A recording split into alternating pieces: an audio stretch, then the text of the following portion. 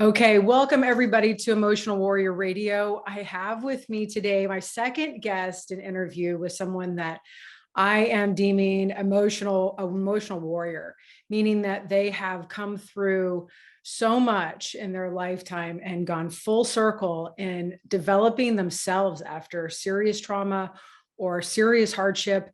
And there's so much to learn from these individuals that I'm interviewing now that I think it's just as important as doing the one-on-one work that I've been doing as well. So you can learn from these experiences. People are incredibly open and there's a lot of sincerity and candor, and also hoping that you can identify with some of these things so you as well don't feel isolated in your experience, but see that there is a path out. So please welcome my guest, Taylor Berryman, the host of The Poptimist with Taylor Berryman. There we go. And Taylor, tell us a little bit more. See, this is what I like to talk about, the warrior part. Like, where are you now as a person? Like, what kind of things are you doing? Like, what's exciting in your life? What are you doing? So I am the host of the podcast, and I'm a musician. I play bass. I also am a producer and a songwriter.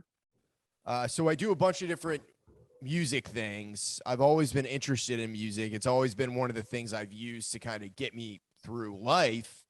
And on May 13th, I am releasing with this band Norfleet a single I produced called Mystery Girl. So go check that out. Nice. Where would that be? Is that on? You'll find it everywhere. So YouTube, Apple, Spotify. Yeah, the band is called Norfleet, and it's my good buddy Josh. But yeah, it was my first shot at really trying to produce something, and it turned out pretty good. That's sweet. Awesome. Definitely. And then two, how long have you been doing the podcast? You have quite a following. Yeah, so I've been doing it for 5 years, but I didn't really start doing it seriously until the beginning of 2021, where I've just felt like long-term my future was going to be with the podcast, and it was going to give me the freedom to do music. And because I started doing it weekly, I needed to book more than just musicians. Like, I'd always had musicians on. It's very easy to book in Nashville, but it got to a place where I was complacent with it. So I started having to look to other resources for business owners, mental health professionals, just other things that interested me. Right. And then that's the place where we connected too, because I was on your podcast, I think in the last couple of weeks, and that's on Spotify as well. That was a great discussion. And it went so many directions that were organic. And I felt like, but still a lot of information about how to think about your mental health, how to think about everything from dating to picking a therapist to understanding yourself. I mean, that's what's so cool about the conversation, I guess, that we're starting is it's about life in a way that's not so compartmentalized. So again, like mental health to me and the awareness that we're spreading is education about being a human and the life that we're living, not about me being a therapist or, or you being a musician. There's something about where we are in the professions that we've chosen that have a lot to do with our past.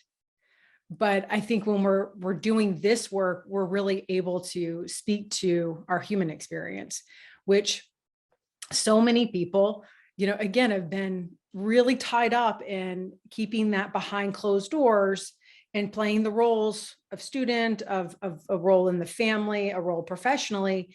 And this experience has been sequestered to, a therapy room.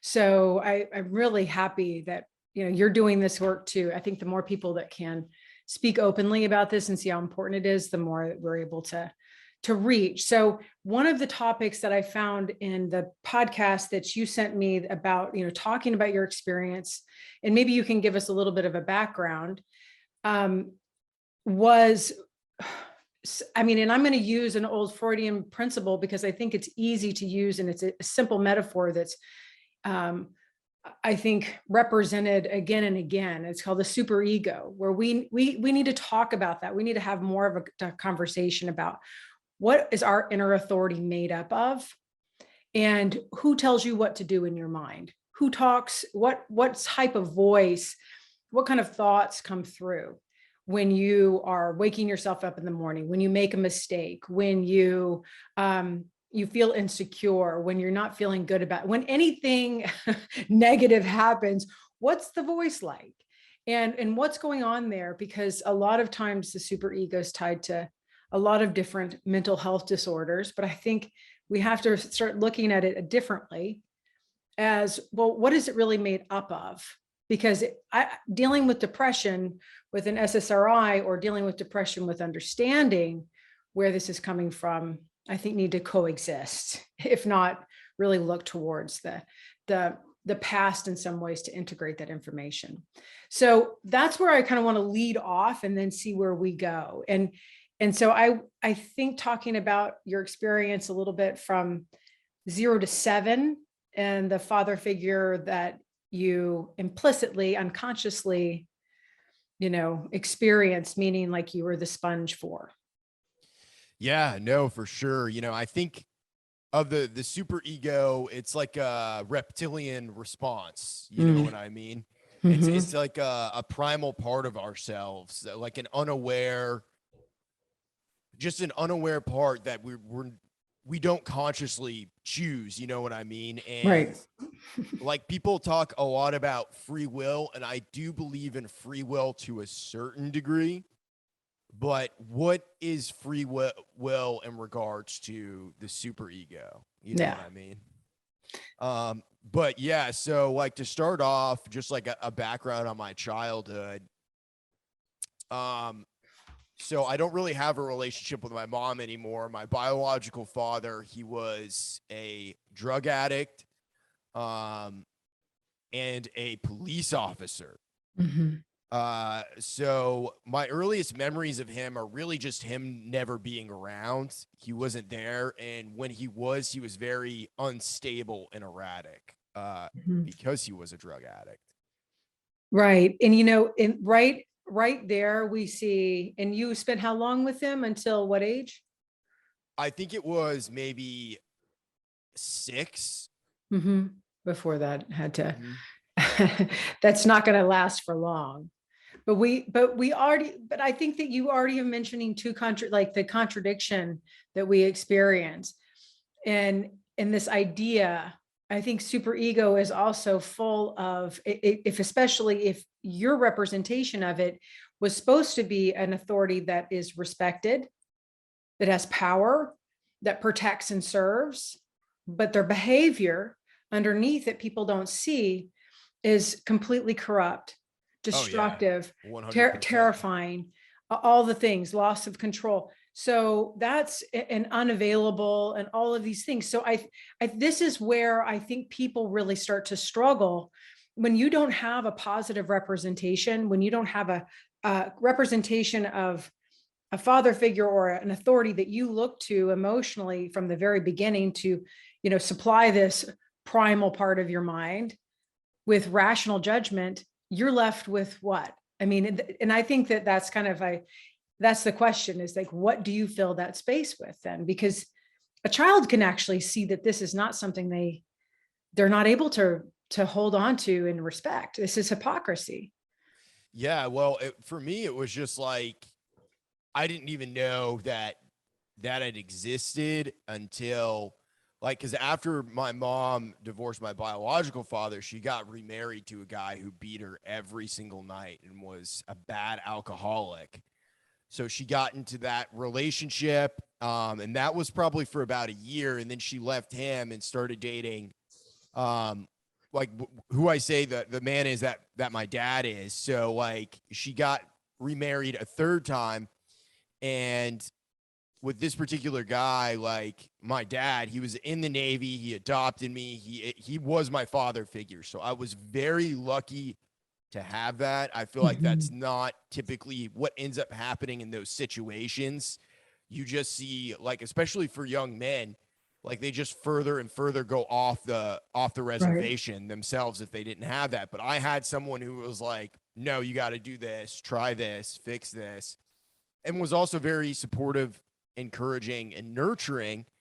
Hmm. But on the other hand, I had my mom who was very mentally ill at the same time. So like when I was a kid, I didn't have a good, like ages 0 to 7, I didn't have a good male role model. And I also didn't have a good mom. My mom, she was just even more erratic. She made the Right. situations more chaotic. Hmm. It was very scary. I remember this one time. So basically, my biological father, he got kicked off the police force because they did a psych evaluation of him.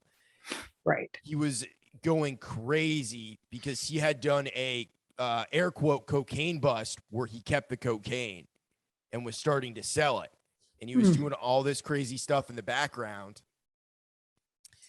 So they ended up getting divorced. He was kicked off the police force. My mom, she in my to be in defense of my mom, she had a hard life just the same way, different, worse than I did, like if you want to compare. But she would like very smothering when I was a kid, and the more that I became like had my own views about the world or started wondering and asking questions, the further and further we grew apart. Interesting. And that was probably when I was around 12 or 13. And all these questions I had about life were rejected. And it wasn't just about our life. Like I would voice dissatisfaction with the way things were and say like something doesn't feel right, something doesn't seem right, and I would get yelled at. I would get punished for it. Hmm. So I learned early on too that if you talk about problems, you get in trouble. But I don't know what it is. Maybe it's nature or nurture, whatever my personality is. I would say I'm default aggressive for most things in life. So Mhm. whenever someone is telling me, don't say this, don't do this, my my thing is I usually double down on whatever it is. Yeah. Um, but to come back to how does this like, yes, in some ways inform that super ego, it's not just male authority. No, It's both. It's a conglomerate, of both. Anyone that says no to you, that's what I kind of, anyone that can tell you not to speak or tell you not to feel a certain way or don't talk about this, or anyone that says no, you can't have the cookie, or no, that's not right. Anyone that is dictating, the experience that you can have as a child is the authority. yeah, And there, and the problem is, I mean, in so many ways, we're adults, we can look back at this. Your mother is experiencing massive amounts of shame and within herself. absolutely. And then at the same time, anger and self-victimization. And she wants nothing to do with it. Her way of dealing with it is to completely disavow and to stay drinking, or maybe I don't know if she had some sort of coping, because Yes, it sounds like pills. yeah, pills. Okay. So that's it. She's going to numb out. A child is very, very aware. They are, like you said before, they are the sponge.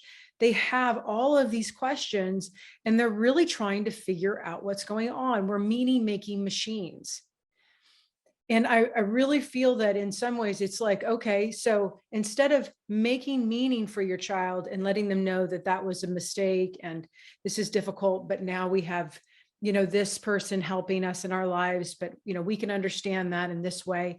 Answering questions, making sense for your children is like the top priority should be the top priority for a parent, because children are looking for that. If you shut them down and say, no, we can't go there. What are you talking about? That's delusional.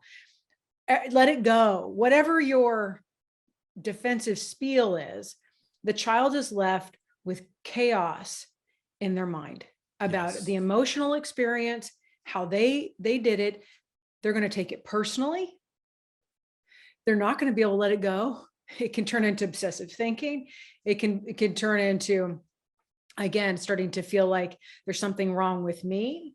So there's now you left the child to their own devices, and the devices, meaning are still very chaotic. They're not, they're traumatized. Even our meaning making machine is still totally erratic. We're not really doing it in a way that's like, oh, okay, I got this.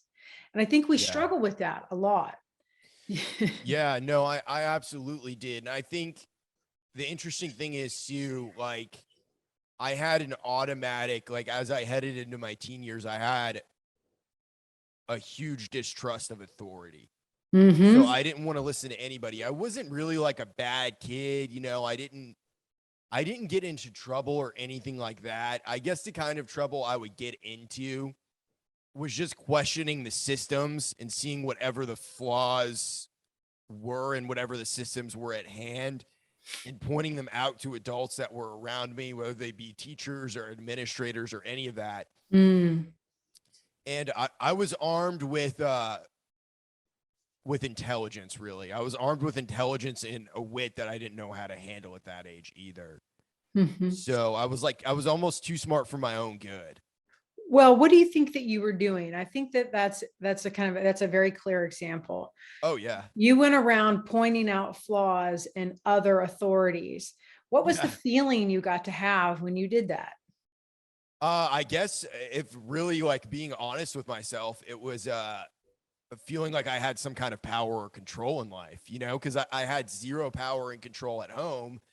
And I would do that with my mom constantly too, whenever Mm. things didn't make sense. Because like different people have different responses. In some ways I shut down, but my whole thing was it was a fight to the death. I was like, we're gonna fight about this until one of us loses. Oh, right. Okay. So like that was always my approach to any kind of like situations of conflict, where I was just ready to bare knuckle, not actually bare knuckle brawl with someone, Right. but I was ready to take whatever punishments could be doled out to me as long as I was heard. I didn't Mm. care. Like I never really cared about consequences as a kid. And I knew I would get in trouble for saying different things or doing different things. But Mhm. I was always trying to prove a point, you know, and even now I would consider myself a man of conviction. You know, it's like if I will make a moral stand somewhere, and like a lot of these themes ended up repeating themselves in my life, and Mm. I'm grateful to it to a certain degree. If you want me to go off on an example of my adult life where this happened, I'd love to.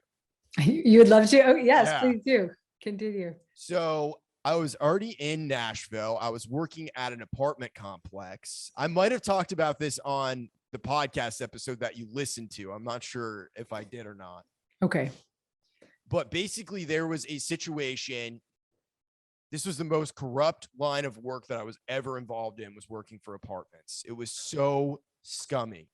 Mhm. But basically, I had this beef with this one manager. She was an assistant manager, and she was disappearing for a good chunk of the day every single day, as were the maintenance guys. Mhm. We had, it was probably like about 400 apartments, and close to 200 had the ACs down in the summer, and the maintenance guys weren't doing anything. Oh, They wow. weren't fixing it. It had came out that this assistant manager was basically having like, I don't know how to really say this in a nice way. Is this like a PG-13 podcast or anything like that? No, I don't believe so. Okay. So this assistant manager was taking these maintenance guys and having gangbangs in these apartments during Mm. work hours. Yeah. It came out, she got fired and none of the maintenance guys did. And I hated this manager. I did not get along with her. She was always just very flirty and kind of annoying and sexual to me, and I was not into it. Mhm. But I made a moral stand in that moment. I was like, if you fire one of them, you need to fire all of them. I was disgusted like whatever people do, I don't really care. But Mhm. I was pissed off because it was affecting my work and I worked for commission. Like Mm. there was people that were getting mad coming in to the apartment offices while I was taking people on tours and being like, our AC has been down for 3 weeks and it's 85 degrees out. So basically, like, and this job was run by all women. Like the only males were the Mm. maintenance guys. So Okay. there you go with the Interesting. Freudian thing again. Yeah. And I was making a moral stand. And I would still do the same thing because I believe like strongly that it was a wrong situation and this woman should not have been fired.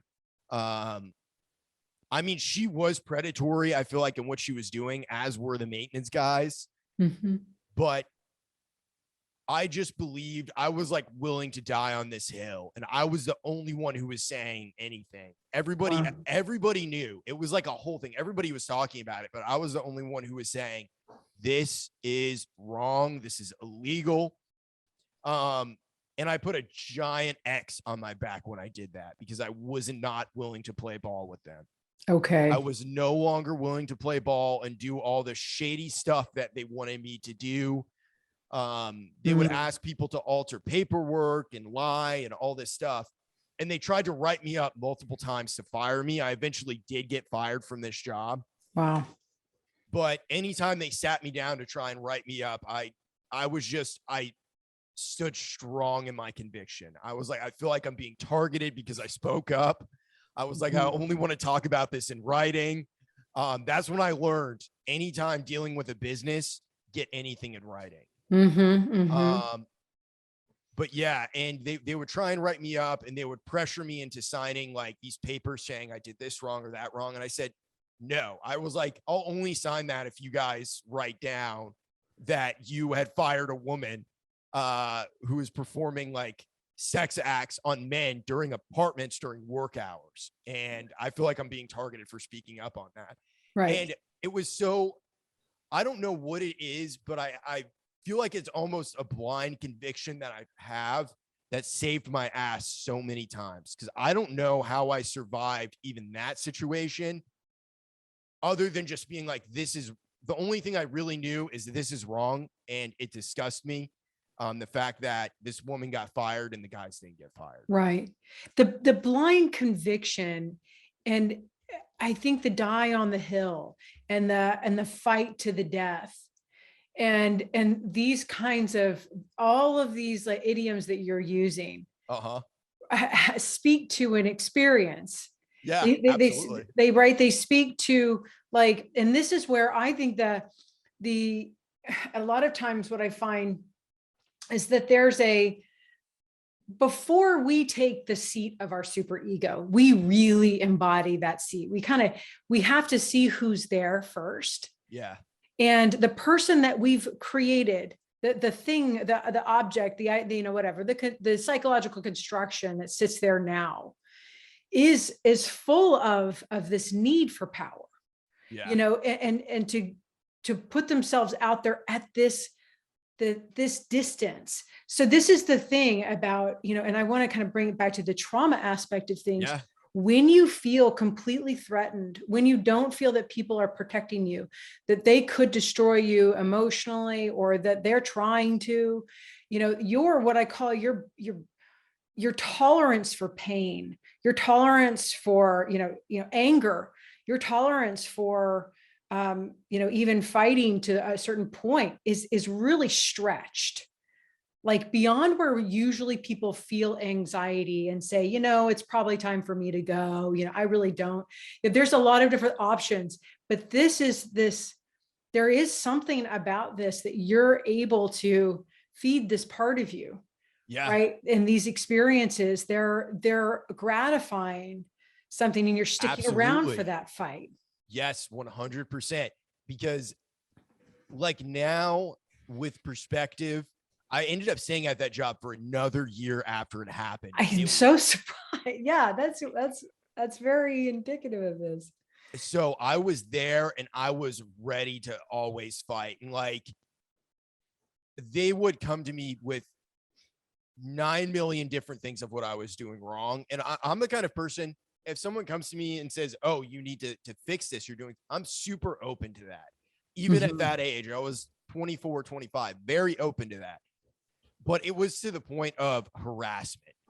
And it just created, like, it was a recreation of the relationship with my mother, where I was victimized in this situation. But what I learned,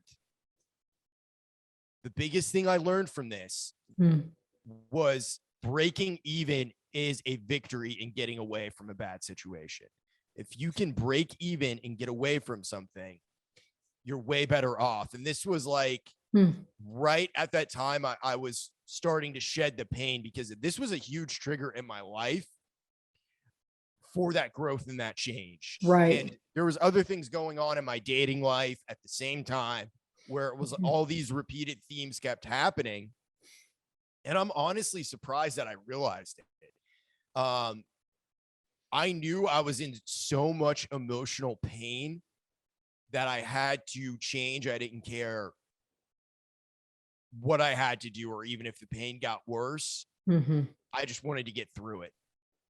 Right. And I think that that's where the emotional pain and that comes from what I call like a repeating cycle. Sometimes, and I recall in my own life, because I come from similar levels of trauma, but there was a time where the cycle started to really become more rapid. Like before, I was doing the cycle at a year rate. Oh, and then it came to 6 months and I could recognize it. Then it was at 3, and then it was at 1. Uh-oh. And now you're sucked in, and now it's hammering you. Yeah. So at that point, something does need to happen. There needs to be a complete, I don't know. I mean, I think, it's both. I mean, and I will say this is, because I do think that there's a very different type of path people that have really suffered travel as far as their emotional evolution is concerned. And I really do believe that there's something spiritual even about it at some point, and an awakening needs to happen. And it's so deep. There wasn't this like everything was taken care of and you're emotionally well and you understand you're safe. We're not living in that level of reality. The levels of reality are so much, so penetrable, right? We can go into different spaces. And that is, again, to reorganize from the ground up takes a tremendous amount of strength. And perseverance. So I do think that's something that I don't think the super ego is so involved in until we get back up to a level that it can start to come in again. Yeah, well, I think it's important to you have to be able to notice those patterns. And I think, like, going back to the super ego thing, my super ego was causing me so much subconscious pain. Right. That it was like I was saying earlier, I just needed to make a change. I had to. And I just looked like, after I had gotten fired from that job, I had gotten into a spat with my boss, and I called her a pill popping drunk, which was true. It was not untrue.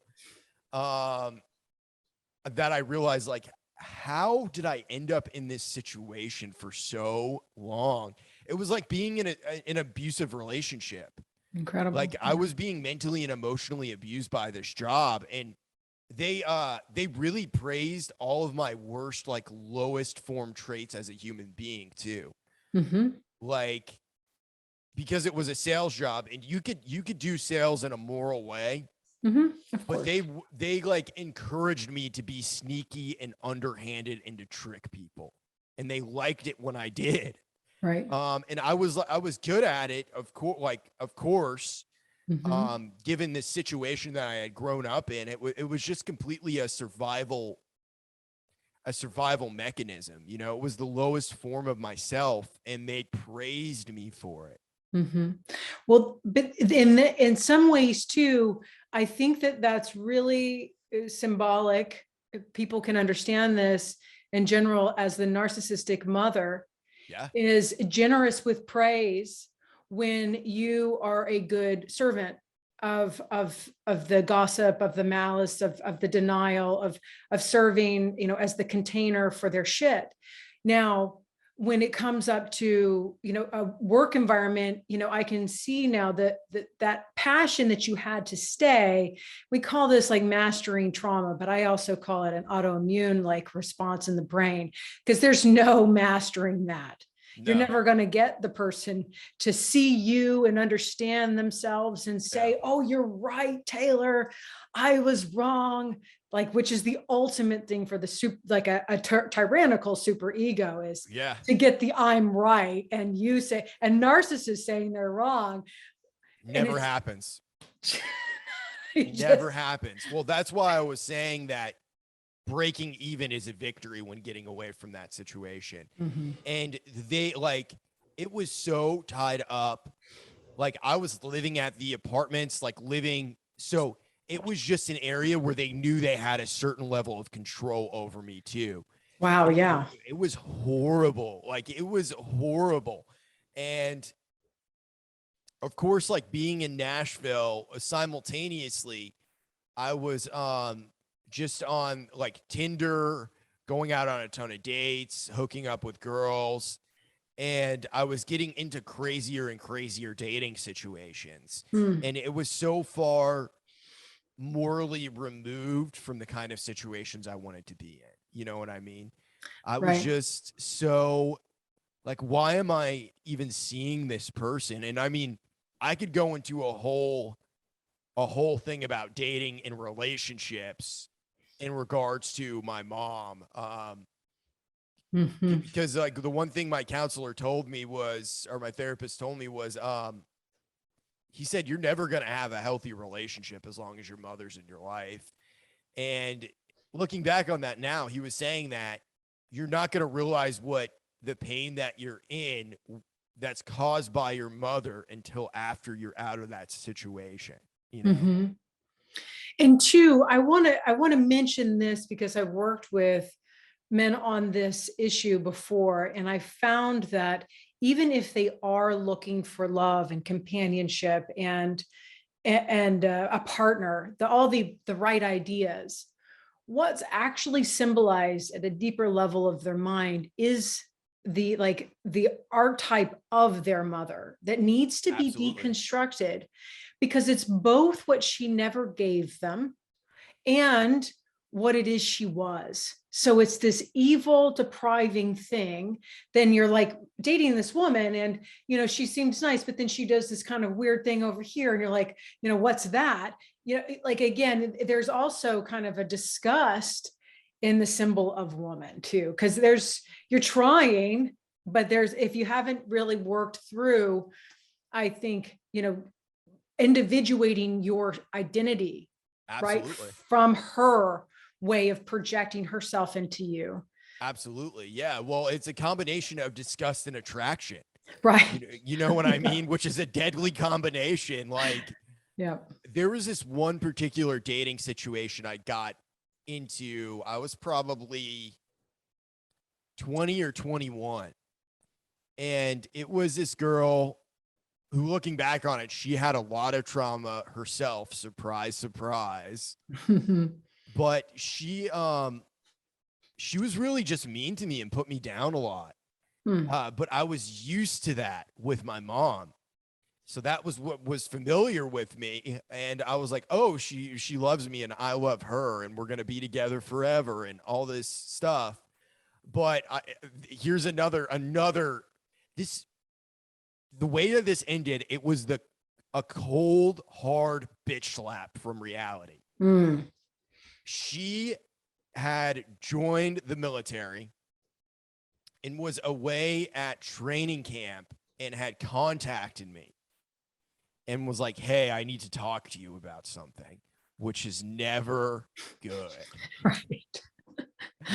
And she said, something happened last night and I don't know how to feel about it. And I need to talk to you about it. And I was like, immediately panicked.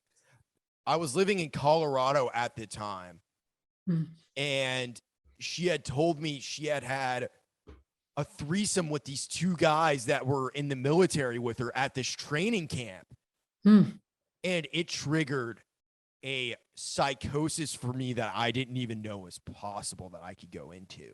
Mm-hmm. I didn't even know it was possible for me to be cheated on, let alone she hooks up with two guys at the same time. And it shattered me mentally and emotionally. I mean, looking back on it now, it's funny because it was just like I don't know why it's funny. It just is. Like you live and you learn, you know, like I had no idea that this could even happen to me, that I could receive that phone call from a girl that I loved or thought that I loved. Right. Well, she had you thinking something. And I think though that the two, but in the reference to the superego again, the values, you know, that are instilled in that kind of, again, the more grandiose one. Yeah. And that's what we need as traumatized children, you know, is something much bigger, like a godhead in our head. Yes. Can't imagine what somebody telling us what to do, even at a minor level, let alone, you know, really totally, you know, betraying. And it's funny how much a denial, rose-colored glasses, hoping that or assuming that person is that they're saying, believing people, like you said, the putting you down because, well, it's fine, I have a big bandwidth for that, I can love someone that's hurtful to me. Yeah.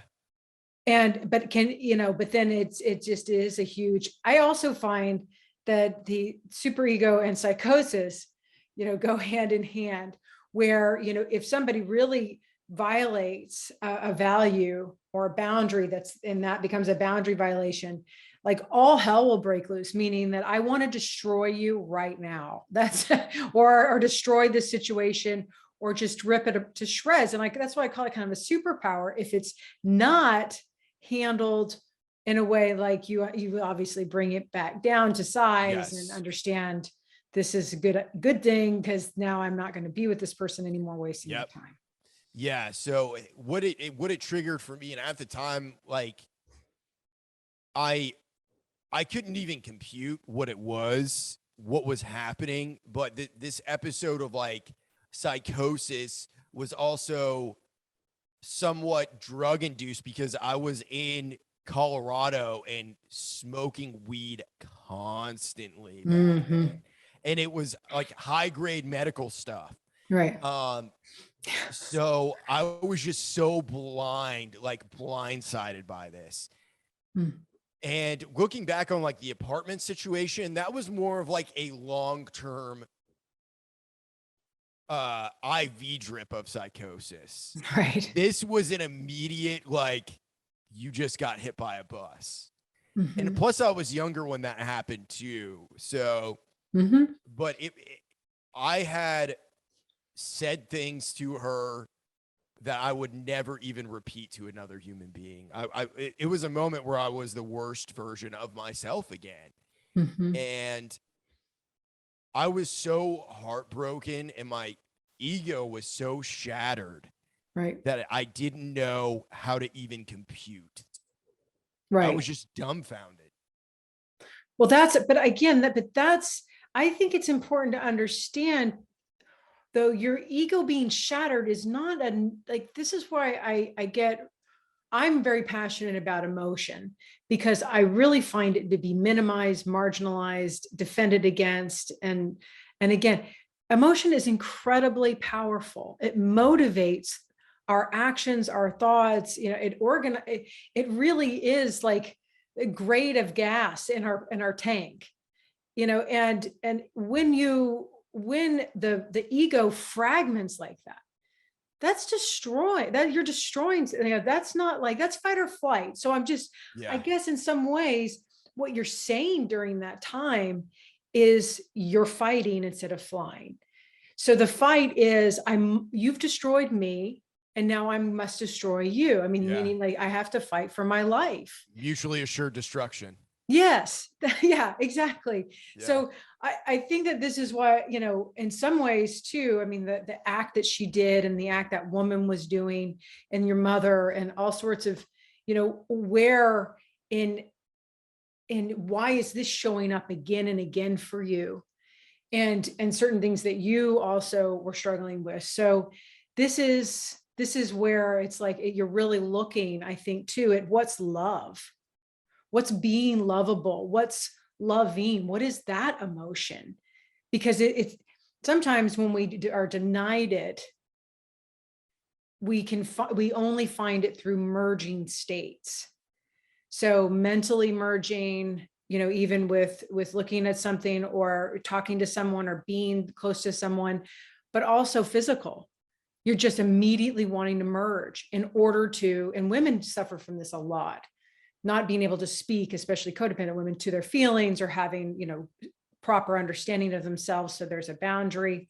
They immediately have to give up themselves in order to feel like they're wanted or worth something, or that's secure for them to let somebody merge with them. Oh yeah. No, I mean, with my mom, she she really didn't like me expressing any kind of emotion. So it was like I learned at a young age to shut that down. Like I was told, like if I had cried or if I was upset with her about something or in any kind of emotional state, she would say, "Oh, you're a bitch. You should have been born a girl." All this stuff. Like my whole life, you know what I Right. mean? It really just royally fucked me up. Like, Mm-hmm. and I didn't know how to compute emotions, and I kept them so buried deep down inside of me. Mm-hmm. Um, To survive her. yeah, yeah, exactly. It was to survive that situation. Mm-hmm. So, and of course, you meet normal, healthy women out in the world that you want to date, and they want you to have emotions. They want to hear, like, I've never had a problem expressing really what I think, but I had a lot of trouble expressing what I feel. I would do it in a very chaotic way. Um, Mm-hmm. and like, in speaking in broader terms of our society right now, too, you look at all this stuff on the news about school shooters and all these different things that are happening. Sad men are dangerous men in our society, and we have to figure out how to fix this problem. And Mm-hmm. like when you say that publicly now, people are like, oh, so it's women's fault. No, it's not women's fault. But women will be victimized by these men if they're not fixed. So we need some form of healthy masculinity in Mm-hmm. order for it to be okay for women. You know what I mean? Yeah. And vice versa. Absolutely. I Yes. think that's my whole feed is about, on TikTok is really about, wait a second, there's something going on behind closed doors that we're just hammering at each other about who's right, who's wrong, how to It's stay so stupid. right. And you see everybody justifying just this war of the sexes, even within their own families. Oh, yeah. Right. And so I absolutely think that this the people are starting to understand the consequences because they care about their children, not because they care about their spouse as Yeah. much. Unfortunately, I see a little bit of that, but really caring about their children, they'll do the work themselves in order not to be that to them and see if they can't create a different experience. And if even that's where we start because the boys become the men that become, again, really, yes, self-victimizing, self-destructive, and so do women. So, I mean, and that's the thing is that maybe there's, a narcissistic mother is going to create a codependent daughter with tendencies as well, that there's so much is that needs to be reworked as far as understanding what your job is as a parent. If you go to your work and you do it well, you can come home and do it well. It's not rocket science. Yeah. Okay. We all should, what's rocket science is rocket science. If we can still do that, why can't we teach our children how to think about themselves and the experiences they're having? It's not that hard. But we have to be comfortable with our experiences and where we're at. And I think in some ways, like, even if we're starting in this place where we're looking at, how do I understand love? Oh, it's based on all of these, experiences and presumptions. And then I'm trying to, work it out in this way, but it's not working. So we're always willing to work with ourselves more. I think that's so important. But Mhm. so in some ways, I mean, as far as for the audience, is there something that you can say that helps them understand, like a process that you use to, I mean, because I know for a fact, yes, still here with me, I still have challenges in my life that I have to Absolutely.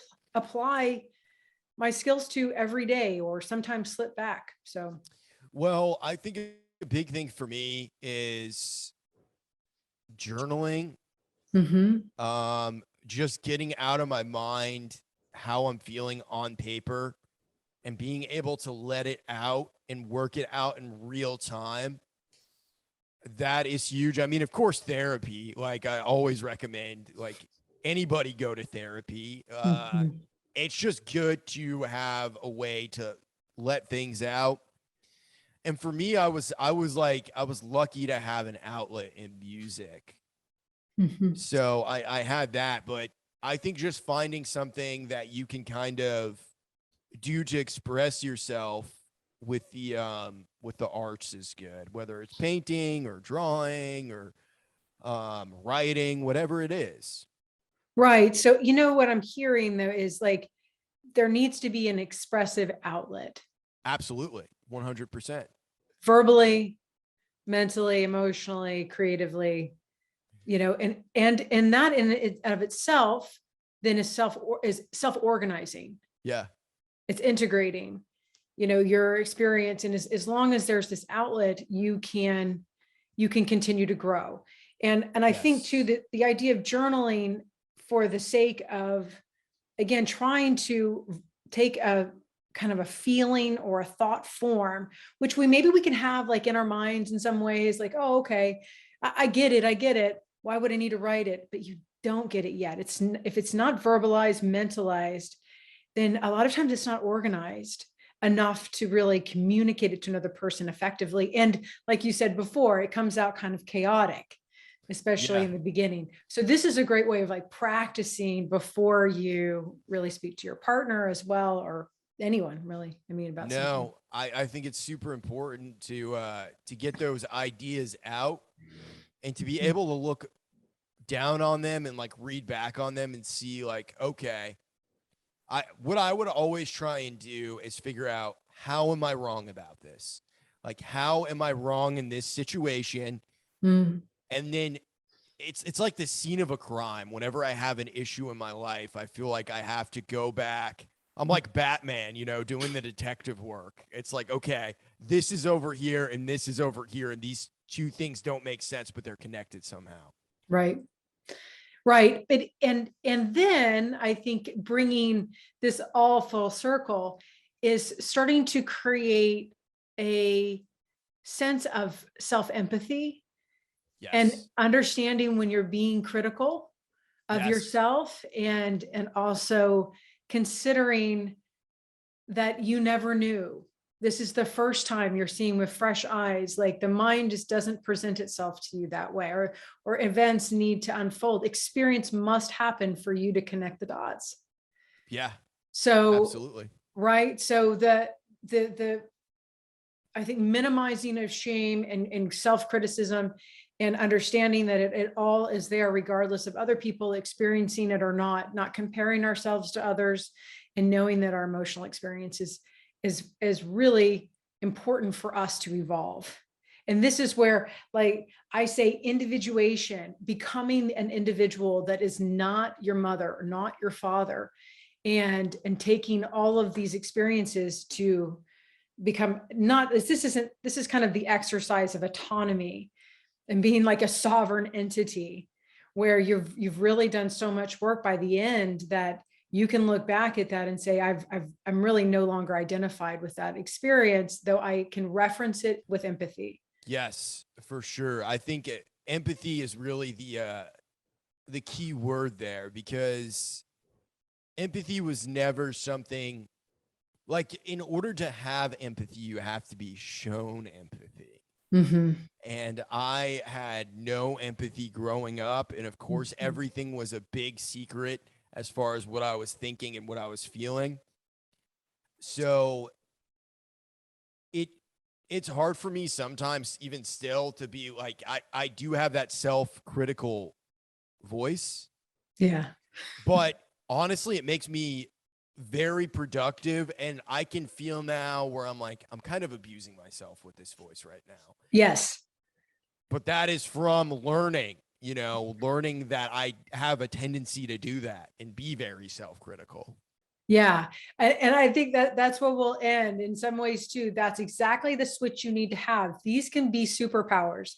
The fact that, the super ego can be something that really creates such drive towards productivity. But at the same time, you've got to be able to manage it in the volume. And as soon as you do that, well, then you're in charge. If you're not in charge of the volume and it's always just being turned up, then you're not.